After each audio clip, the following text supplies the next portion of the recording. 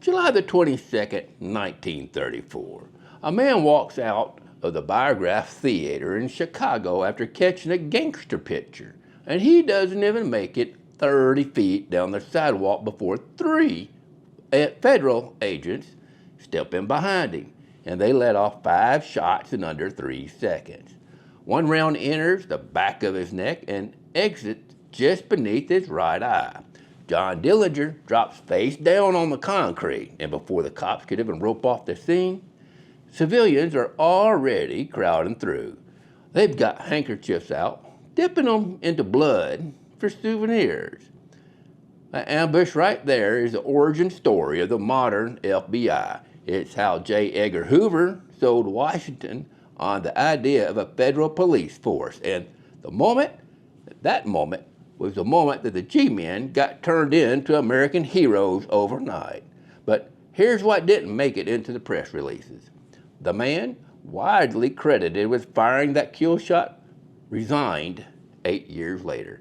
And on his way out the door, he told J. Edgar Hoover to go to hell. Meanwhile, the agents who walked away with all the Dillinger headlines wasn't even the shooter. And in 1960, he died from a gunshot wound to the head fired by a pistol that had once belonged to a Chicago gangster. As for the inspector who finally brought down Babyface Nelson, he died in a hospital cot 13 hours after his gunfight ended. And the Texas Ranger who killed Bonnie and Clyde gave one interview within 24 hours of the ambush, then refused to talk about it for the rest of his life. Well, I'm Mr. B, and welcome back to the Hidden Lens. Today, we're going behind the badge and past the headlines into a kind of archives that the FBI's own museum does not put on display, to look at what actually happened to the 4 men who pulled the triggers on America's public enemies. The Bureau came out of all of this with its founding mythology, and Hollywood, of course, came out with a stack of scripts that still is getting made into movies today. But for the 4 men who did the killing, what they walked away with was something else entirely, and the paper trail on it has been sitting in the archives for 90 years. So let's start with Melvin Purvis, because his paper trail is the longest of the 4. Purvis was running the FBI Chicago field office in 1934, and he was 31 years old when Hoover hand-picked him to coordinate the Dillinger manhunt. And the man stood at 5 foot 4 inches tall.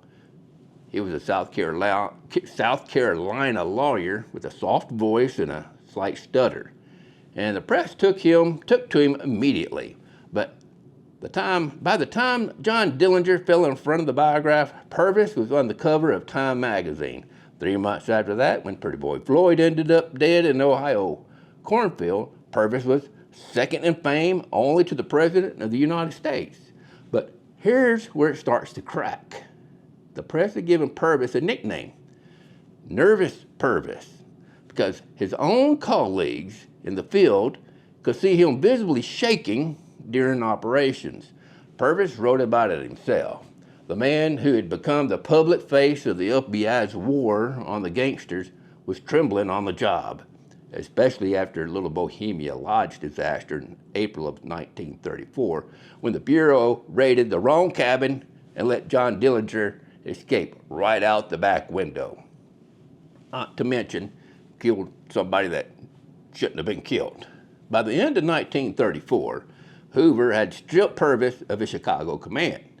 The official reason was administrative restructuring, but the paper trail tells a whole different story.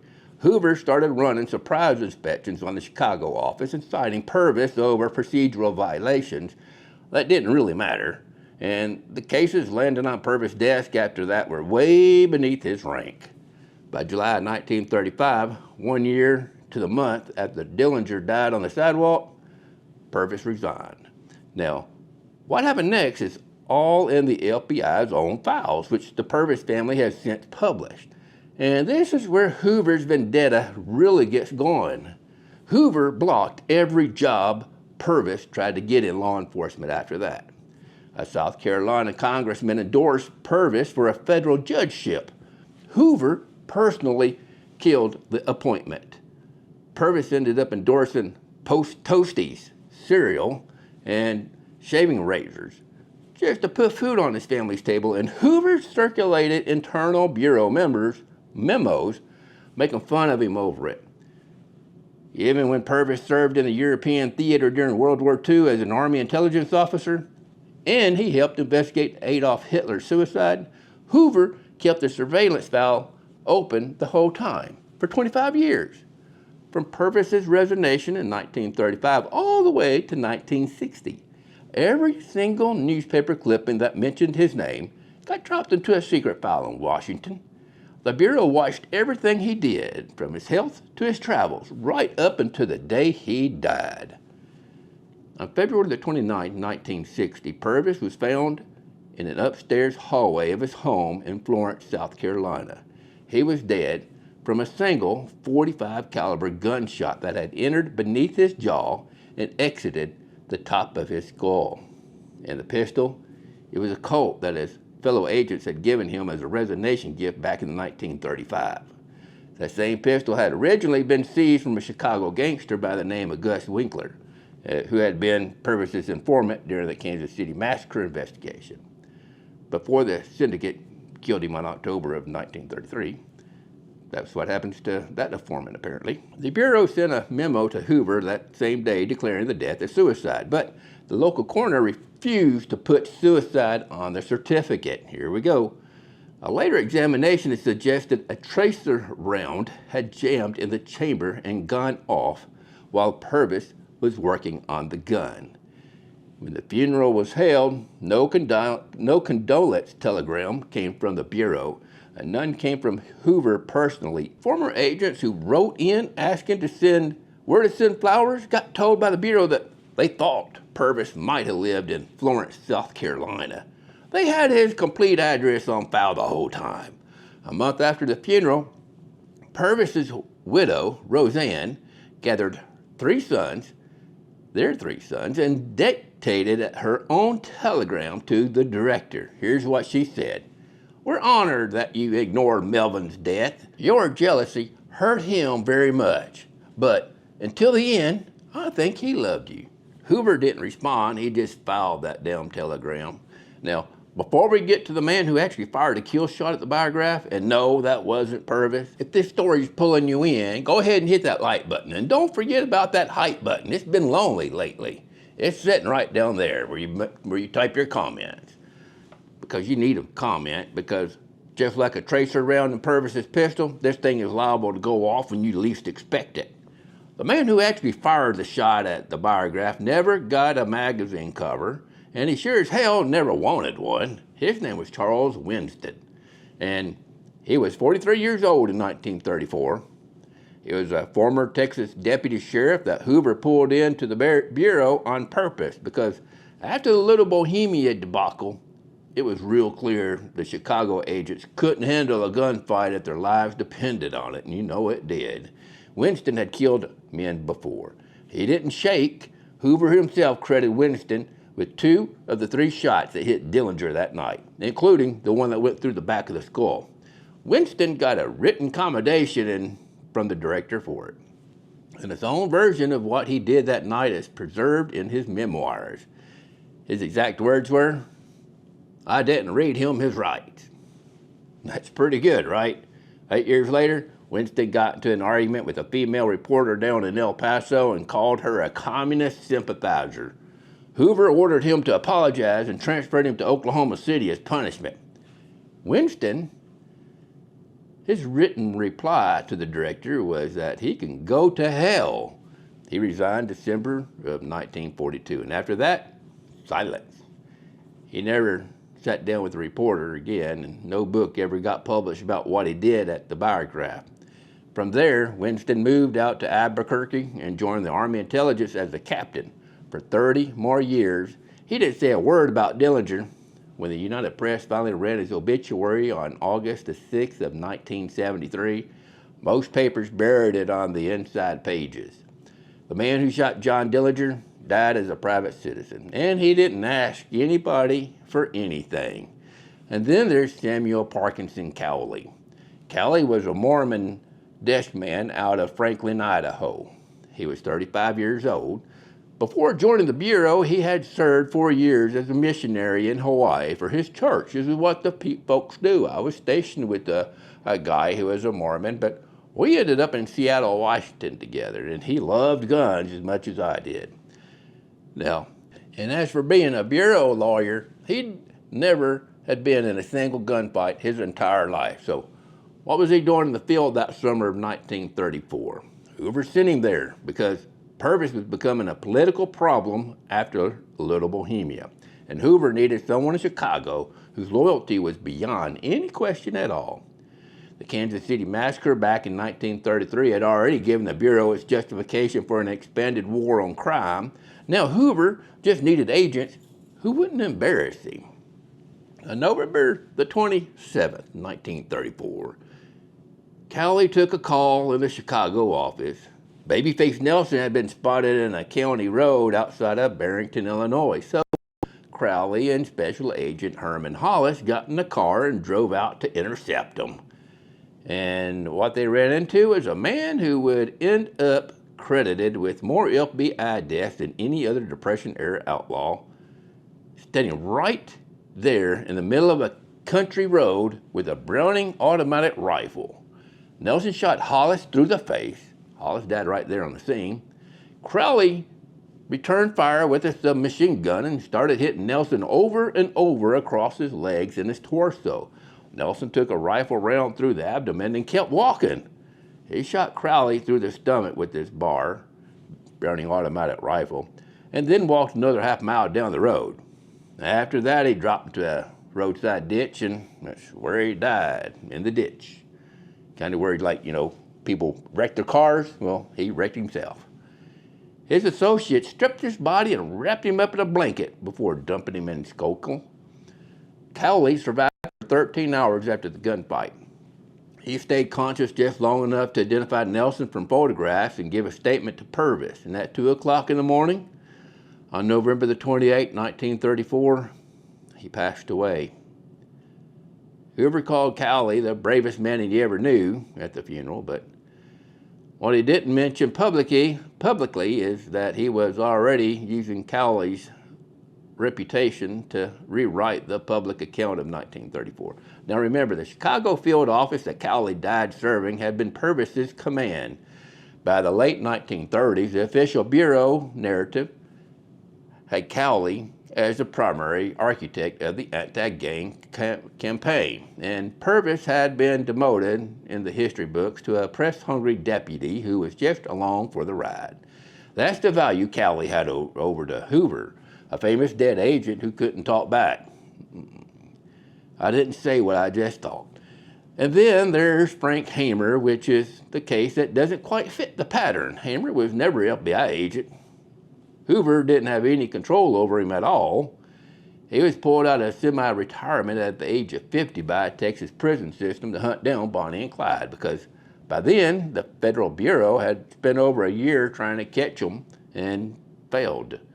By the time Hamer set up that Louisiana ambush on May the 23rd, 1934, he had been in more than 50 documented gunfights. The man carried 17 bullet scars on his body and had been left for dead 4 times. By his own private count, he had killed 65 people across his career. His resume ran through the Texas-Mexico border wars and the Prohibition liquor laws, or liquor wars. The laws, too, that he had to enforce. And in 1917, in an ambush down in Sweetwater, he was shot multiple times in front of his own wife and still managed to kill his attacker with a single round through the heart. Talk about badasses. The Louisiana ambush itself lasted under 30 seconds. Hamer and 5 other lawmen had been waiting in a concealed position out in the pines for a few hours, like many hours. They got there at 2 o'clock in the morning. The job was done at 9:15 in the morning.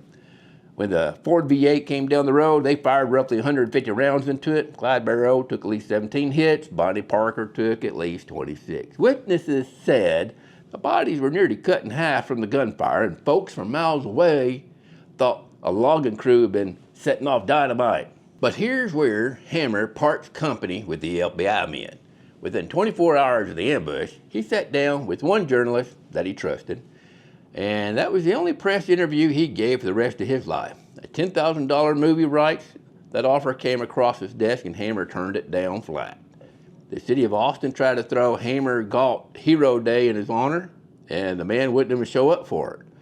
In 1937, when the magazine articles started coming out portraying him as an American hero, he just ignored them. And 12 years after he was already in the ground, the 1967 Bonnie and Clyde film portrayed him as a fool, and his family sued the producer over it and won a settlement, thank God. Hamer died in his sleep on July the 10th, 1955, 20 years after the Gibson ambush. According to his brother Harrison, Frank would have been embarrassed by all the attention. The folks who knew him in his last decade said he wouldn't discuss Gippsland with any of them, not even with his own sons or other fellow Rangers. The man had survived over 50 gunfights, and he chose to spend the rest of his life in silence, so complete that 70 years later, we still don't know what he saw out there on that road. Now stand back and look at the documented record across all four men. Purvis was visibly shaking through the manhunt and dead at 56 from a gangster's pistol after 25 years of Hoover's documented Vendetta. With Winstead, you had a man who turned down every offer of fame the Bureau ever made to him. He resigned in fury and then vanished into the Army intelligence for 30 years. Kind of smart. Cowley was dead on the hospital cot 13 hours after the gunfight, and his corpse got used as a propaganda tool against the man who had been his own commanding officer. And Hamer, one of the most famous lawmen titles in American history, while spending the rest of his days refusing to talk about how he earned it. The official narrative on all this is that the G-men crushed the public enemies and built a modern federal law enforcement apparatus that protects us to this day. And the version you'll find on every FBI museum exhibit and every cable documentary as well. But the documented record across those four men show you something the official narrative leaves out. Hoover was running a publicity machine that converted dead criminals into federal authority. The agents who pulled the triggers on those criminals were input to that machine, and the machine didn't need them to be whole afterwards. It just needed famous and then quiet. Purvis wouldn't stay quiet, so Hoover spent 25 years taking him apart for it. As for Winstead, that one walked out the door under his own steam, and Hoover quietly erased him from the record. Cowley was already dead by the end of 1934, which turned out to be the most useful condition Hoover could ask for, and Hamer was famous and completely beyond Hoover's reach, so the Bureau took the easy way out and just pretended he wasn't even there. The FBI became the most powerful domestic law enforcement agency in American history on the strength of what those four men did between January and November of 1934. But the cost of all that, what it took out of those men who put the gangsters in the ground, isn't anywhere in the Bureau's official history. The Purvis family had to dig out the FBI's own files years later to make any of it public. A widow named Roseanne sent a telegram in 1960 to Hoover that he never bothered to answer. And out in Albuquerque, the men who actually fired and killed a shot at the Biograph spent 30 more years not saying a single word. Whoever held that pen on the first draft of that history made damn sure we'd remember the gangsters on Chicago sidewalks. The men who put them down got remembered for something a whole lot different. Now, if this one stuck with you, hit that subscribe button so you don't miss the next one, and drop a comment below and let me know which Depression-era lawman you want me to pull apart next. And it can't be Hoover. Maybe we should all pull him apart together. You wouldn't feel a thing, though.